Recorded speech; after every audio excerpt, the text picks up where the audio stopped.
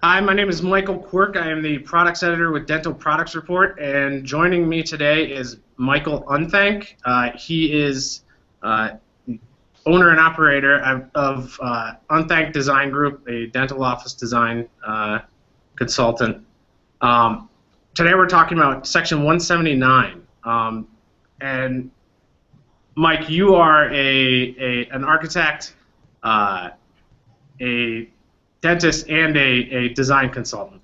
When you're working with other dentists, what do you usually consult them on as far as Section 179 is concerned? What's the kind of advice you give them?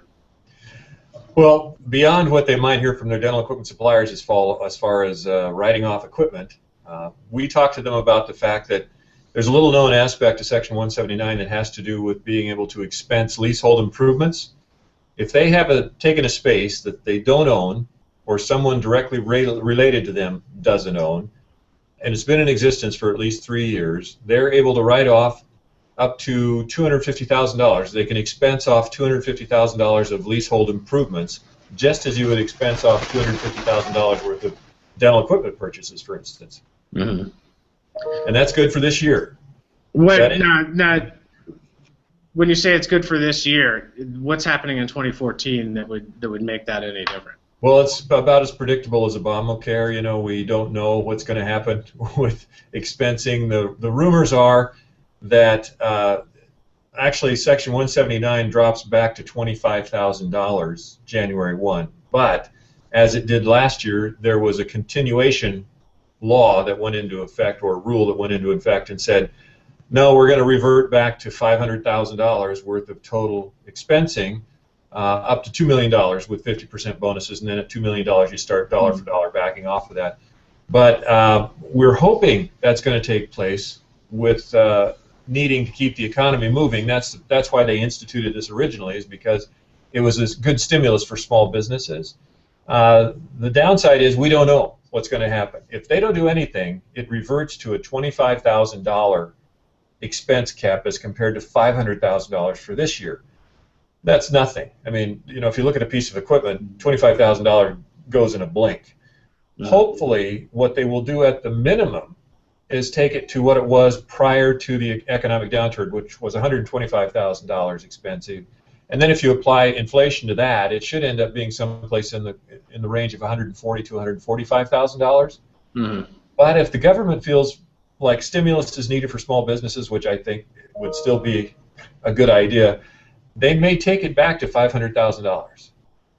And that would be without the bonus depreciation above that, because basically they're not even talking about bonus depreciation anymore after 2013. Mm-hmm. Do you think that's likely to happen? I hope so. I hope so. I think given the current political climate, it's all really based on politics and how politics and economics go together, unfortunately. Mm-hmm. I would think that there will still be a stimulus. I would hope that it's going to be more than the 140,000. I hope it goes back to the 500,000, and it may. It very well may, but it will be without bonus depreciation above that amount. That's the latest word I have from the accounting world. And should they not keep it where it is? What do you see the outcomes being for dentists? Well, it's a huge hit, because right now, if you wanted to go out and buy a Cerac or an E4D or some expensive piece of equipment or software, or if you wanted to do leasehold improvements this year, 2013, you had the ability to expense that dollar for dollar against your net taxable income. The problem is the law is going to revert to where if they do nothing, if there's nothing enacted, it drops back to $25,000, which means you don't even buy a digital pan, really. You'd only use up $25,000 of the cost of that digital pan, which expensing $500,000 is a huge shot in the arm for dentists being able to buy equipment or lease it, and also for suppliers to be able to sell equipment. So hopefully the government is understanding enough that this is a great stimulus for small businesses. It's really not geared to big businesses because they have the $2 million cap. It's really for small businesses, and that's exactly what dental practices are for the most part. Mm-hmm. Now, would it be your recommendation now that would you say to other dentists that they should buy now then? I mean, Absolutely. Before, just 30 days left. Yes. Yeah. So make those big purchasing decisions now, right around Christmas. Yeah, right. When it comes to equipment, they got to buy it and put it in service according to the letter of the law. Yeah. Which means you do it right now. Absolutely.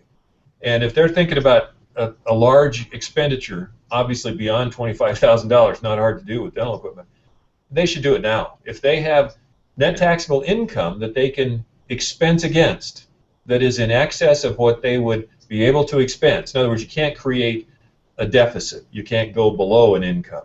You can't go to negative income with it. They should do it now, absolutely.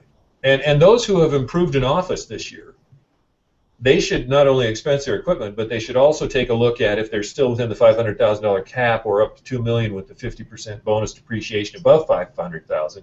They should also look at expensing their leasehold improvements. As long as it's been in place for 3 years, the facility, not their office, but the facility that they've gone into, and as long as it's not owned by them or a direct relative, they can expense up to $250,000 of just improvements to the space.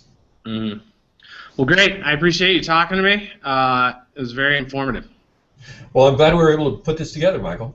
Thank you. Thank you. Appreciate it.